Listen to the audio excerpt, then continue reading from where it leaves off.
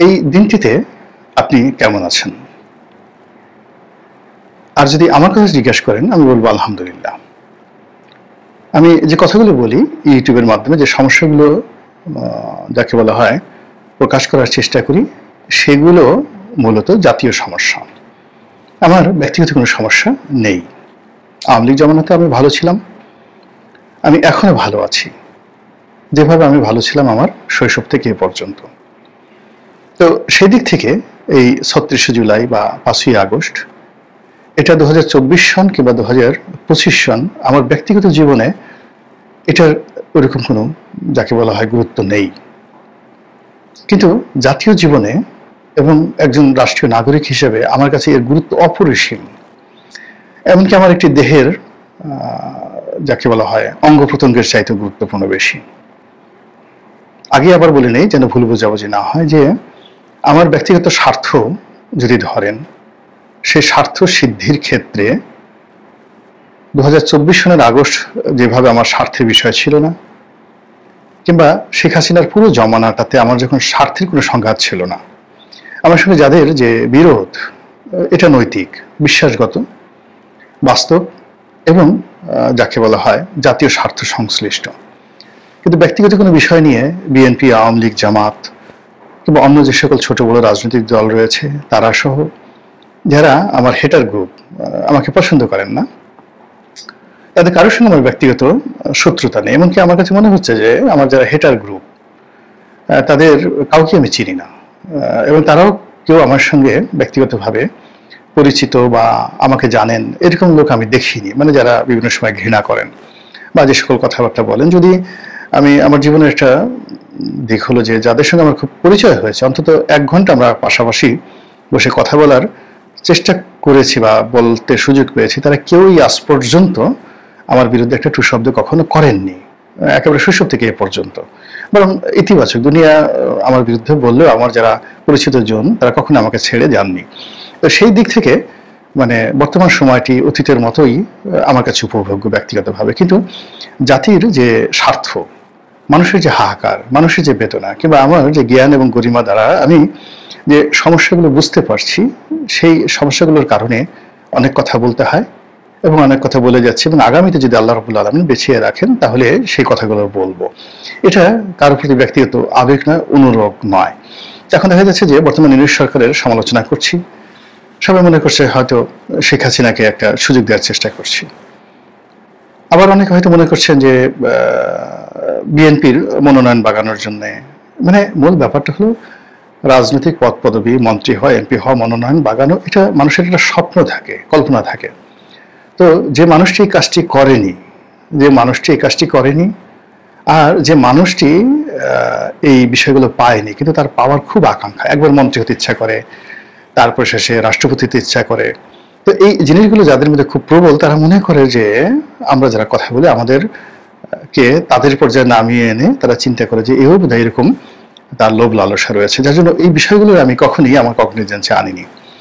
আমি নিজে যেটা নিজেকে স্থির রাখার চেষ্টা করেছি, আমি একজন বাংলাদেশের সার্বিক প্রেক্ষাপটে একজন মধ্যবিত্ত প্রকৃতির বা উচ্চ মধ্যবিত্ত প্রকৃতির ব্যবসায়ী, মধ্যম প্রকৃতির বুদ্ধিমত্তার অধিকারী, জ্ঞান গরিমার অধিকারী। আমার জ্ঞান গরিমা, বুদ্ধিমত্তা বা যা কিছু রয়েছে যেটাকে আপনি সফটওয়্যার বলতে পারেন, তো সেই সফটওয়্যার আসলে ঠিক এক্সট্রিম পর্যায়ের ওরকম উৎকর্ষতার পর্যায়ে নেই, বার্টন রাসেলের পর্যায়ে নেই, কিংবা ধরুন সেই রবীন্দ্রনাথের পর্যায়ে নেই। কিন্তু একেবারে সমাজে আপনি ফেলে দিবেন, নির্বোধ বোকা হিসেবে আমাকে তুচ্ছ তাচ্ছিল্য করুন, ওই পর্যায়ে নেই, একটা মাঝামাঝি জায়গাতে আল্লাহ রাব্বুল আলামিন আমাকে রেখেছেন। ফলে আমি একের বোকাদের সাথে মিলে যেতে পারি, আবার জ্ঞানীদের সঙ্গে আমার মেলার সুযোগ হয়েছে এই জমানাতে।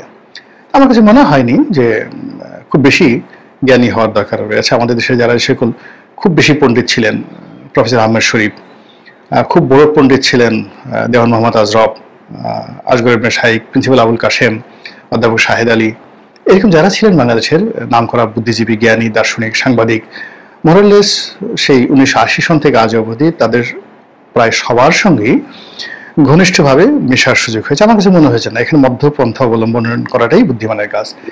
ব্যবসায়ী হওয়ার চেষ্টা করেছি, মাসাল্লাহ ধরেন 91-92 সনেই ব্যবসা করে কোটিপতি হয়ে গেছে। 91-92 সন মানে আজ থেকে আপনি কত বছর আগে হলো চিন্তা করুন। তো সেই সময়টিতে নিজে ব্যবসা করে 91-92 সনে সফলতার একেবারে স্বর্ণের শিখরে পৌঁছে গেছে। এবং তখন যদি সেই ব্যবসাটা আমি শুধুমাত্র ব্যবসার দিকে মনোযোগ করতাম, এর কারণ হলো টাকা ইজ এ সো সেলিব্রিটি, মানে টাকা হলে আসলে কারো মাথা ঠিক থাকে না। 2 নম্বর হলো যে টাকা যাদের আছে তারা সে আপনি আমলা হন, কামলা হন, শিক্ষিত হন, ভাইস চ্যান্সেলর হন, কাউকে টাকাওয়ালারা পাত্তা দেন, ওদের একটা আলাদা অহং বোধ রয়েছে। আর টাকা উপার্জন, জ্ঞান উপার্জনের পরেই টাকা উপার্জন কঠিন, খুবই কঠিন একটা বিষয়। ফলে টাকা উপার্জনে যারা সফল হয় তারা আর কোথাও যেতে চায় না, তারা শুধুমাত্র টাকা উপার্জন করতে চায় আর বাকি সবাইকে কিনতে চায়।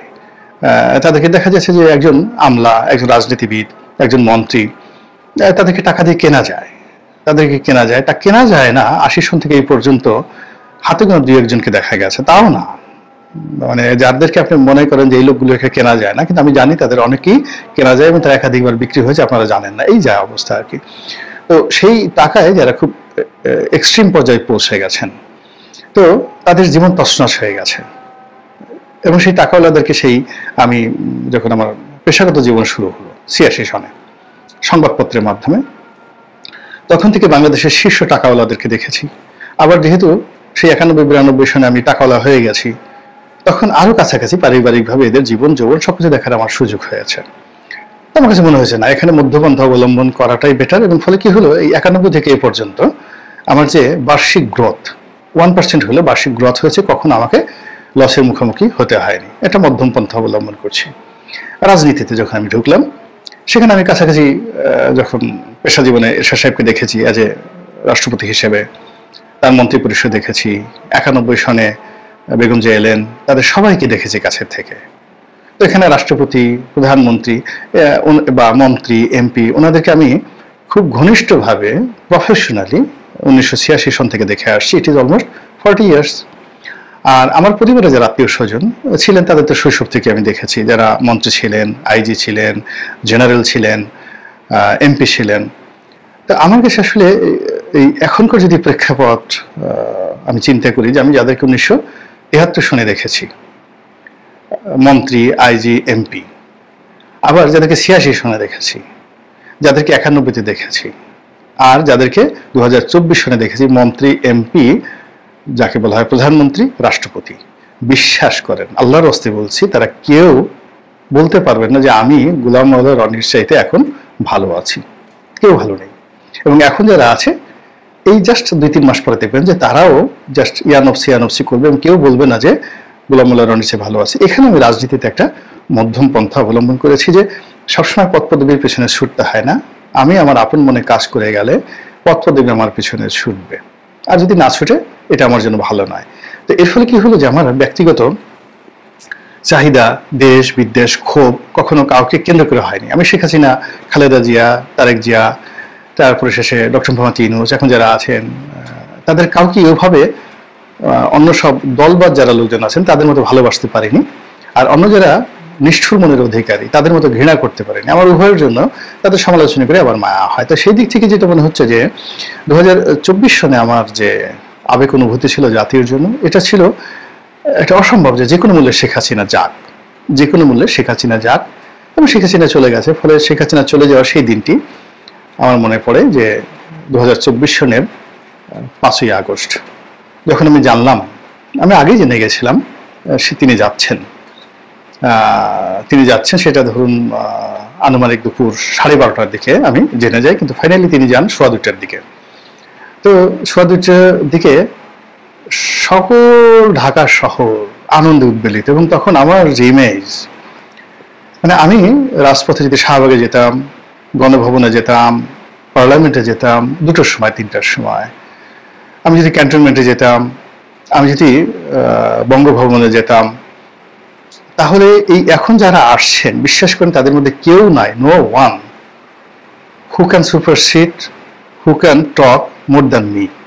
মানে আমার উপর আধিপত্য বিস্তার করে কথা বলবেন এখন এই সরকারের একজন সিঙ্গেল লোক নেই। এবং ওই সময়টিতে 2024 সনে আমার অবস্থা আরো ভালো ছিল, এখনকার সাথে এদের অবস্থা এখনের সাথে একদম খারাপ ছিল। ফলে ওখানে সেনাপ্রধান বলেন, যাকে বলেন, ওখানে আমি বললে আমি কথা বলা শুরু করলে সবাই বলতেন যে ঠিক আছে রনি সাহেব বা রনি ভাই আপনিই বলেন, এবং এই সরকারের মধ্যে যারা আছেন আমাকে তুমি করে বলার লোক একজনও নেই। তবে আমি কি করলাম, সেই 2টো থেকে ধরুন রাতে 10টা পর্যন্ত অফিসে রইলাম আমার সেই আবেগ উচ্ছ্বাসকে দমন করে, এবং আমার লোভ লালসা কামনা বাসনা একদম মানে কোনো খ্যাতির জন্য প্রাপ্তির জন্য ছুটেনি।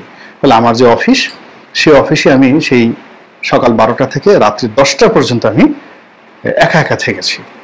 অথচ আমি যদি বের হতাম, যারা কিছু চেয়েছে তাদের সবাইকে বের হতে হয়েছে। এবং আপনি যদি যা চান তার জন্য বের না হন, বিএনপির মনোনয়ন চাইতে হলে তারেক রহমান সাহেবের দাবিদারি করতেই হবে, আওয়ামী লীগের মনোনয়ন চাইলে শেখ হাসিনা শেখ পরিবারের দাবিদারি করতে হবে। এটা সবাই বুঝে, আমি কেন বুঝি না বলেন তো? ওখানে 5 তারিখে পদ পদবি পেতে হলে সেখানে উপস্থিত থাকতে হবে, সেনাপ্রধানকে একটা টেলিফোন করতে হবে, ডক্টর মোহাম্মদ ইউনূসকে একটা কথা বলতে হবে, আর ছাত্রদেরকে বলতে হতো না। আমি ওখানে গেলেই অটোমেটিক সেটা স্বয়ংক্রিয়ভাবে কাজ হতো। তো সেই জিনিসগুলোকে দমন করে একা একা আমি রাত্রি 10টার সময় বের হলাম, যে লোকজন যেন আমাকে না চিনে, আমাকে যেন হৈহুল্লো না করে, আমাকে যেন কোনো প্রাপ্তির আকাঙ্ক্ষা পেয়ে না বসে। এবং তারপরে আমি 10টার সময় বের হতে হতে গিয়ে আমার বাসায় পৌঁছতে পৌঁছতে রাতে 1টা বেজে গেল। এই সবাই যার সঙ্গে দেখা হচ্ছে ছবি তুলছে, আমি হেঁটে হেঁটে সেই আমার পল্টনের অফিস থেকে ধানমন্ডির বাড়িতে গেলাম। ফলে কি হলো, ওই দিন I was the happiest man in the world. কিন্তু 8 তারিখে যখন সরকার গঠন হলো, সেদিন থেকে আমার মোহভঙ্গ হতে শুরু করলো। আমার কাছে মনে হলো যে আমার যে রাজনৈতিক যে অভিজ্ঞতা, সেই অভিজ্ঞতার সঙ্গে এই যা কিছু হচ্ছে আমি মিলছে না। ফলে আমি 8 তারিখ থেকে কিন্তু সরকারের কর্মকাণ্ড, এই সরকার গঠন সবকিছু নিয়ে আমার ভিন্ন মত আমি প্রকাশ করা শুরু করলাম। 2 মাস 3 মাস মোটামুটি এইভাবে চললো। এরপর আরো অনেকেই যুক্ত হলেন, পিনাকি যুক্ত হলেন, তারপর শেষে বাংলাদেশের জিল্লুর রহমান যুক্ত হলেন, তারপরে মাসুদ কেবল যুক্ত হলেন। আপনি গিয়ে দেখেন এদের সবার বক্তব্য মানে আগস্ট 2024, আগস্ট সেপ্টেম্বর অক্টোবর, এবং আমার কাছে মনে হচ্ছে যে সম্ভবত 2025-এর জানুয়ারির আগে তারা নেতিবাচক কথা বলেননি। একমাত্র পিনাকি সেই 2024-এ অক্টোবর নভেম্বর থেকে তিনি বলা শুরু করেছেন। এর আগ পর্যন্ত পিনাকি মোটামুটি একটা নিউট্রাল রাখার চেষ্টা থেকেছেন আর কি। কিন্তু আমি যে কথাগুলো বলেছি, আমার জন্য পুরো সমাজ তখন ভয়াবহ হয়ে উঠলো। সবাই বললো যে এরা সব জায়গায় মব করছে, আপনাকে নিয়ে মব করতে পারে, ইত্যাদি ইত্যাদি। কিন্তু আমার ওই আতঙ্ক এখনো যেভাবে তাড়া করে না, আগেও সেভাবে তাড়া করেনি। কিন্তু গত 11 বছরে যে জিনিসটি, গত 11 মাসে যে জিনিসটি আমি দেখছি, সেটি হলো 2024 সনের 8ই আগস্ট যখন সরকার শপথ নিলেন, তখন থেকে আমি যে আতঙ্ক অনুভব করছিলাম, যে ভুল এবং ভ্রান্তি, আমি প্রাণান্ত চেয়েছিলাম যে আমার কথাবার্তাগুলো ভুল প্রমাণিত হোক, ডক্টর ইউনূস সফল হন। এই উপদেষ্টা মণ্ডলী যারা আছেন তারা আমার সমস্ত রাজনৈতিক ক্যালকুলেশন বাদ দিয়ে তারা সফল হননি, আকাঙ্ক্ষা ছিল, কিন্তু বাস্তবে হলো কি সেটা হয়নি। ফলে আমি যেভাবে এটাকে শুভ 36শে জুলাই বলছি, এভাবে সবাই কিন্তু 36শে জুলাই বলতে পারছে না, কেউ কেউ বলছেন। আমি যেভাবে স্মরণ করতে পারছি 2024 সনের 5ই আগস্টে সেই গৌরবোজ্জ্বল আনন্দময় দিনটি,